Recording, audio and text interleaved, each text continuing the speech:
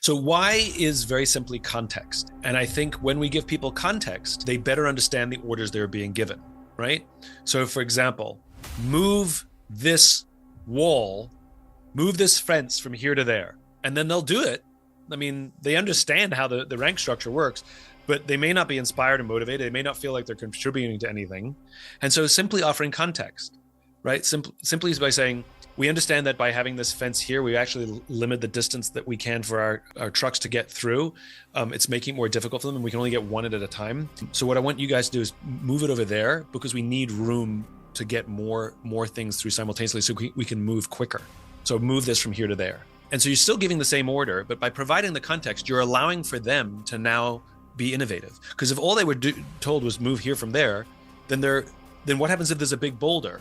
They don't know the reason they were moving it. Where here, you're asking them to solve problems, which includes moving the fence. And so you'll find much more ingenuity if they're in the loop, basically, if they understand the context. And I think this is very important, that the private sector does not understand, but it's very, very important to understand. The private sector thinks military is all command and control, right?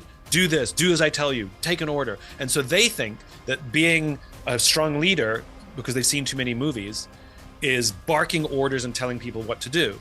Now, you know as well as I do that is a part of leadership, where I'm going to tell you a task without any context, and you're going to do it. But that is reserved for moments of chaos. And when there isn't chaos, you're spending time building trust, you're spending time offering context, you're spending time building the esprit de corps, so that when you are in a chaotic situation, you absolutely can bark orders and scream and yell, because I don't have time for feedback and I don't have time to give you context.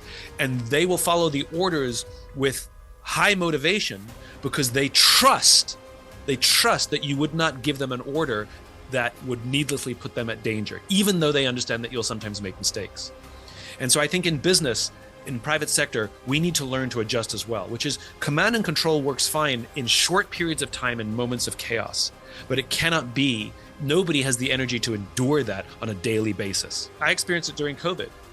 When COVID hit and we went into lockdown, my company was going to go bankrupt. I mean, all of our income came from in-person things. We weren't going to survive. And I remember I had a meeting with my team, and we're a very sort of lovey-lovey kumbaya, And I said, I care about your feelings. If I say something that upsets you, I want to know, but I don't want to know now. Tell me in 2 weeks. I said, because right now we're in survival mode, and I don't have time or energy to deal with all the frilly stuff. I care, but we're going to do it later. And it worked fine. And I went into command and control because we had to. It was a time of extreme stress, and it worked just fine because we'd spent years building the trust. The most important lesson I learned as a young leader was I don't have to know all the answers, and I don't have to pretend that I do. And the biggest skill that I learned that profoundly changed the course of my career is I learned to ask for help.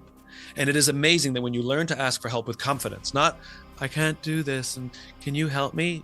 But I'm like, hey, I have no clue what I'm doing. Can somebody please help me what I'm doing here? Do you know how to do this? Because I'm an idiot.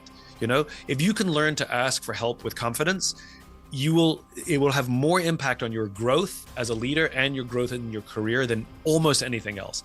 Being the smartest in the room is not important. Being the one who's willing to ask for help is the most important.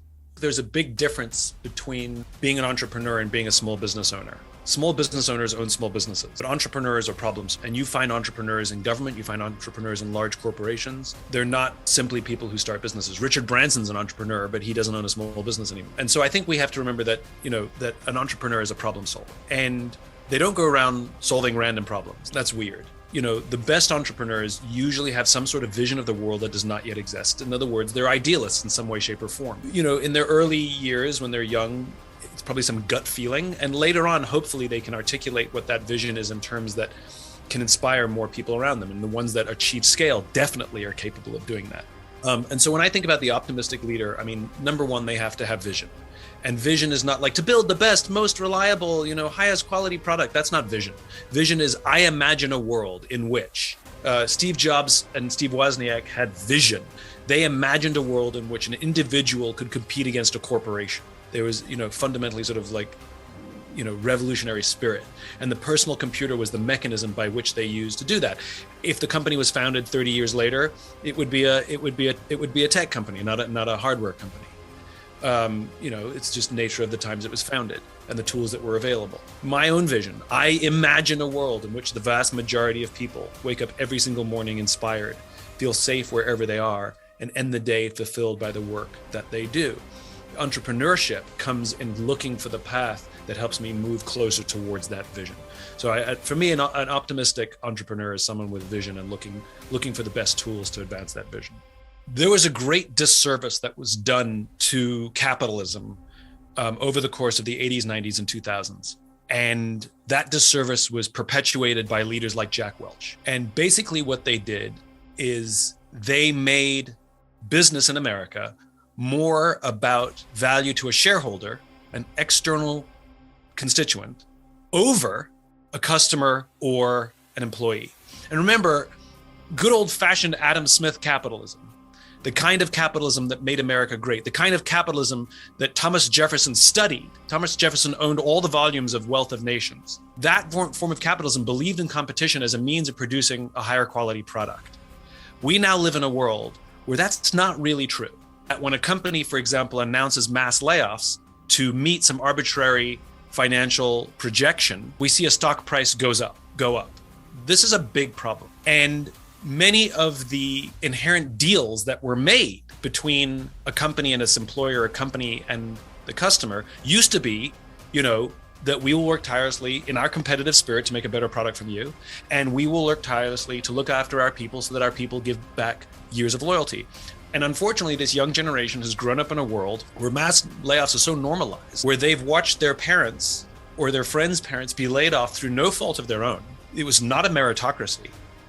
Just because the company missed, like I said, an arbitrary projection. It's profitable, just not as profitable as we expected. So you get to lose your job as a result. So I can go back and prove to somebody that I balanced the books, even though I'm doing long-term damage to the culture of the company. And that deal was broken. That deal was broken, that I'm going to take care of you and you're going to take care of me. And so it's very funny to me that companies lament that this young generation seems to offer no loyalty to the company when they have offered none for decades. And in the process of business becoming much more short-term, much more transactional, and the human element falling to the wayside, we've also seen a decline in a very, very, very specific skill set called human skills, right? I hate the term soft skills. Hard skills and soft skills. Hard and soft are opposite. That means they work in opposition to each other, right? Hard skills, the skills you need to do your job, and human skills, the skills you need to be a better human being. And both of those are important to be a great entrepreneur and a great business person. And though we teach hard skills, and we teach how to read a balance sheet and what a P&L is, and we teach all of these wonderful things, unfortunately, we started to treat people like something on a P&L. And what we have to do better is teaching human skills. Human skills include things like listening, like empathy, like how to give and receive feedback, like how to have a difficult conversation. These are vital skills in a modern day that we don't teach, which means our business leaders do not have those skills. And if you want to build culture, if you want to build trust, you need these skills. If you want to manage difficult times, you need to have these skills.